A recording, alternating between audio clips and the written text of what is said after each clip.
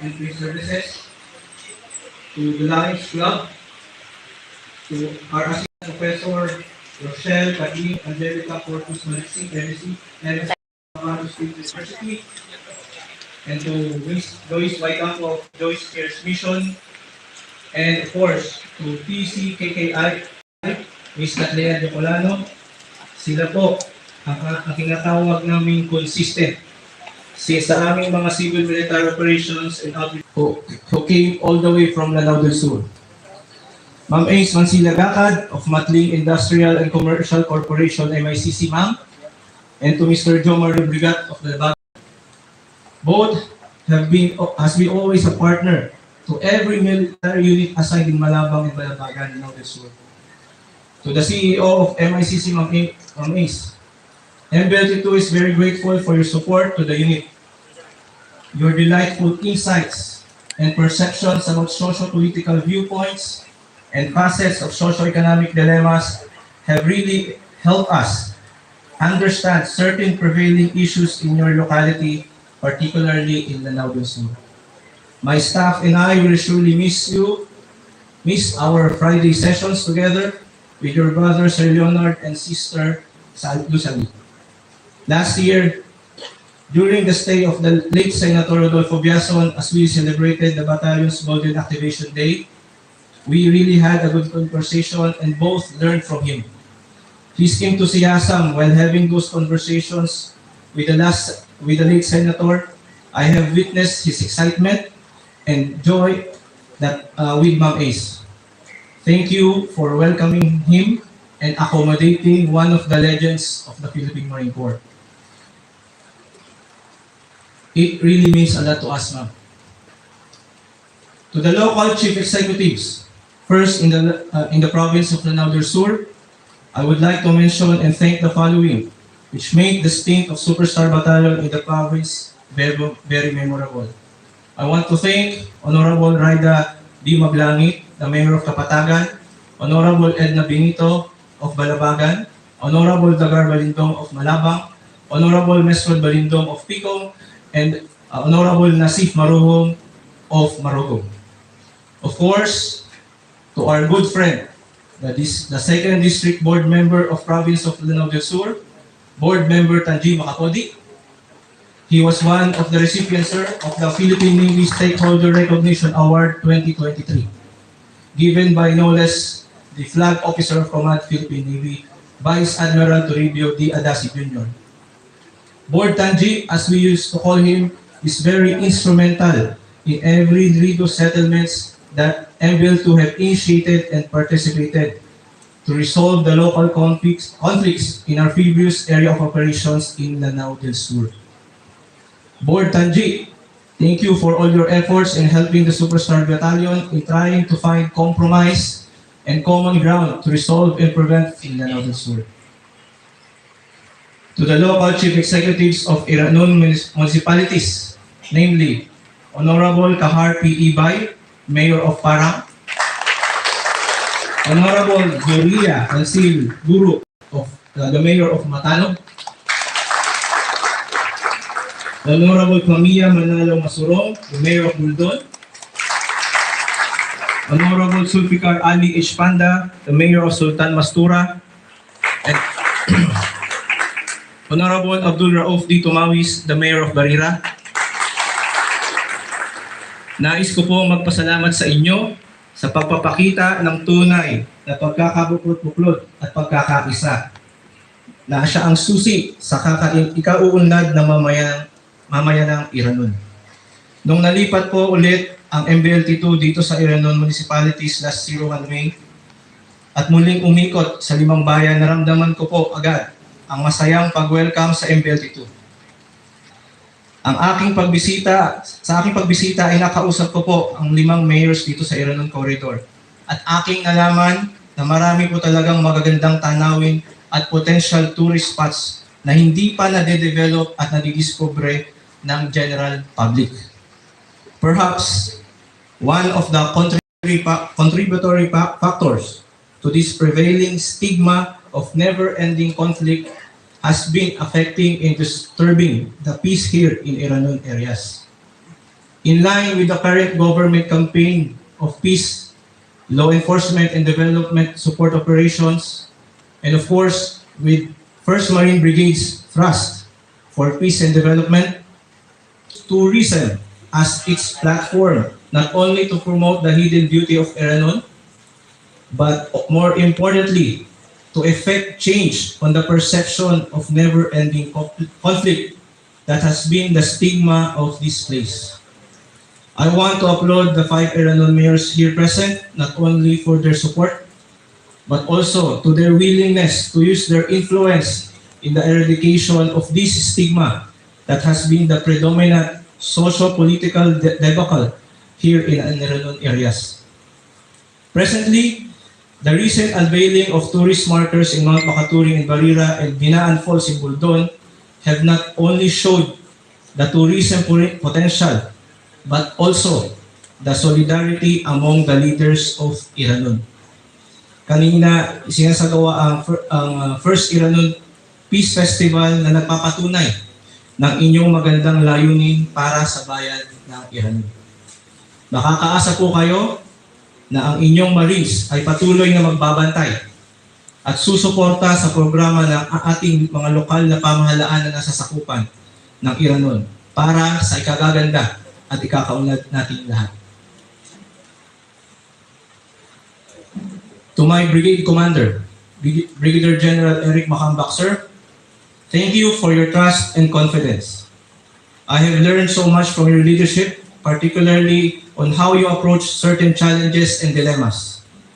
Hindi ko po malilimutan, sir, ang inyong pag-alaala sa amin ng mga tropa, especially ng panahon ng national elections last year. At that time, hindi po humihinto ang mga tawag sa aking cellphone galing sa mga prominenteng tao, politiko, and other senior military officers. Wala po akong sinasagot na tawag, lalo na meron akong mas importante intindihin ng mga panahon ngayon. For some reason and luck, pumasok po ang tawag nyo, tumawag kayo at ipinaabot ang inyong guidance sa akin sa pagganap natin ng tungkulin in connection with the national elections. Sir, salamat. Kasi klaro sa akin and importante sa akin at that time, yung tiwala na binigay mo to overcome challenges. And from there, it motivated me to really work hard and give my best as I finish my commandership here in MBD2. Sir, maraming salamat, sir.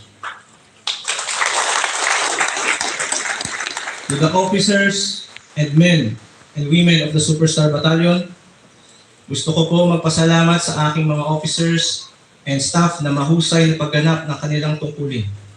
Although I am the commanding officer, ika nga, it is unjust to take all the credit. That is why allow me to mention your names here for your invaluable contribution to the Superstar Battalion success. To my former XO Major Kabawatan, who is now taking his masters in Australia, and of course, to the current XO of the Superstar Battalion, Major Ed Flores, Bok. I am very fortunate since the Philippine Marine Corps have sent one of the finest officers that I've worked with here in MBLT2 and in my career. Salamat, Bok, since you really made my job easier, especially in ensuring that all my guidance and instructions to the staff were adhered on the dot. To my former operations officer, Major Borja, and to the current operations officer, Major Jun Costan, I appreciate your diligence for your meticulously managing and accomplishing all the unit tasks related to operational matter. Ako ay maswerte at nakasama ko kayo na matitikas at magagaling na operations officer. To my former and current staff, namely Captain Escalona, Captain Regalado, Captain Glenn, Captain Cuerpo, Captain Pascolado, Lieutenant Killing, Lieutenant Hill, Lieutenant Orpiano, Lieutenant Trinidad, and Lieutenant Sulia, I commend you all and thank you for ensuring that all the staff requirements of the unit are properly accomplished. To the company commanders, Lieutenant Cabrera, Lieutenant Dean, Lieutenant Perea, and Lieutenant Honduna, salamat sa mahusay na pamumuno ng ating mga kumpanya, the 2nd Marine Company Invincibles, the 22 MC Unbeatables, the 32 Marine Company Untouchables, and the 52 MC Bombers, and of course to the Headquarters Service Company. Nakita ko ang inyong dedikasyon sa trabaho at pagpapatunay na ang gender at or kasarian ay hindi hadlang para maging isang mahusay at maasahan na pinuno ng hukbo. Dalawa po sa aking commanders ay kababaihan, Lieutenant Jane Dean and Lieutenant Elika Honduna. Ang nakita ko ang kanilang determinasyon para magawa ang kanilang tungkulin bilang commanders, gaano man kadelikado ang kanilang misyon. Salamat Jane and Elika, and to other company commanders Norbert and Jerome, na sama-sama nating natugunan ng hamon ng isang pagiging commander ng isang marine unit. I'm really looking forward na kayong lahat ay makakita ko na maging future battalion commanders. Para kila Tapanes, Staff Sergeant Milky Espere, Sergeant Mike Latore, and Private Ray Vargas na bumubuo ng aking security team, maraming salamat sa inyong panahon para sa akin. Mamaya kayo ay malaya na. Of course, sa bumubuo ng senior NCOs ng Superstar Battalion, sa inyong lahat, salamat sa mahusay na inyong pagganap ng inyong tungkulin. Dadalhin ko ang lahat ng mga alaala na ito. To all officers and enlisted personnel of the Superstar Battalion that I had the privilege of working with, it is really an honor. I am truly blessed because of you all. Before I end my speech, sir, with all the achievements that we have made, allow me to submit my tour of duty report to the Commandant, Philippine Marine Corps, sir.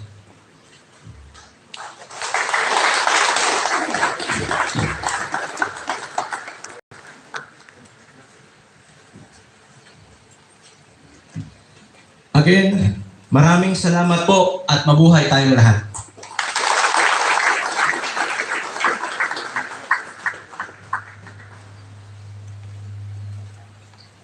For my another task, reading of relinquishment. Philippine Navy, Headquarters, Philippine Marine Corps, Marine Barracks, Ricardo Brown, Taguig City. Relinquishment. Pursuant to Section 1, Paragraph 3, General Orders Number 121, Headquarters, Philippine Marine Corps, dated 30 May 2023. I hereby relinquish command as Commanding Officer, Marine Battalion Landing Team 2, Philippine Marine Corps, effective this day. And I sign.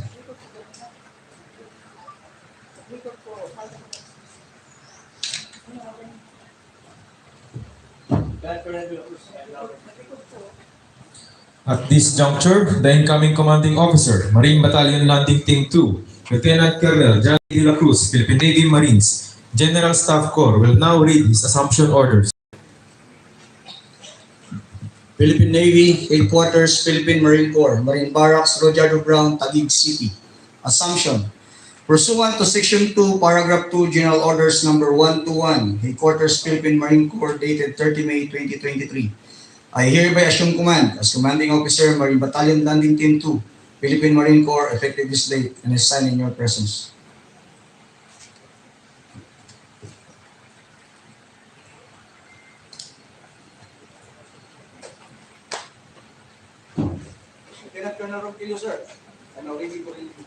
The presiding officer stands and takes the center position in front of the two commanding officers.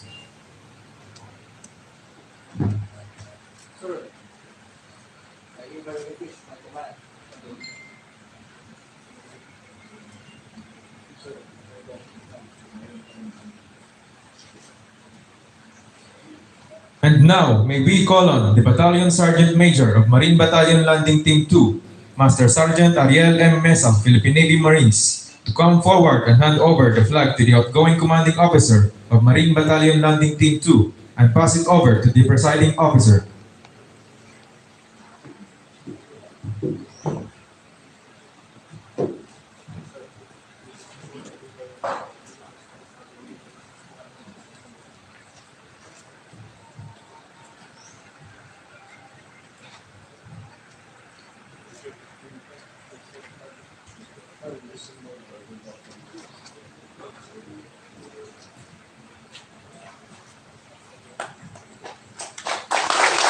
The outgoing and incoming commanding officers salute the presiding officer at the same time and are acknowledged by the presiding officer.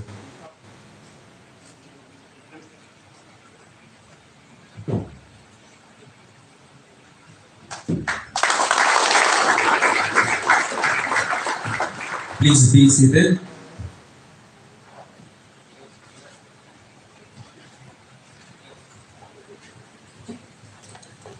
At this juncture, we shall witness the awarding of the Battalion Command Badge to the incoming Commanding Officer of Marine Battalion Landing Team 2. May we call on the Battalion Adjutant to read the citation.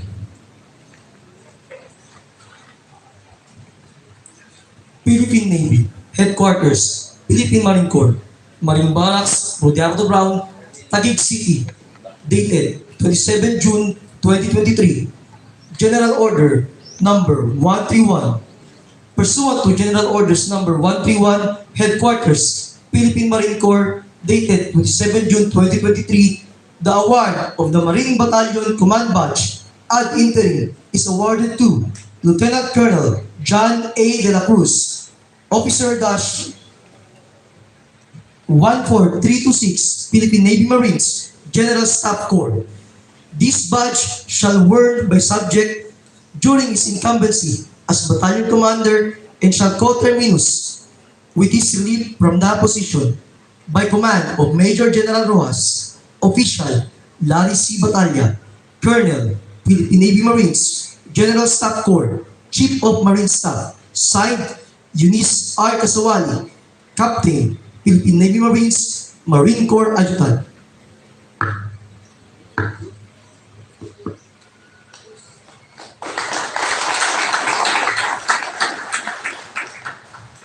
Please be seated. At this juncture, the newly installed Commanding Officer, Marine Battalion Landing Team 2, Lieutenant Colonel John A. De La Cruz, Philippine Navy Marines, General Staff Corps, will now deliver his remarks and subsequently introduce our presiding officer.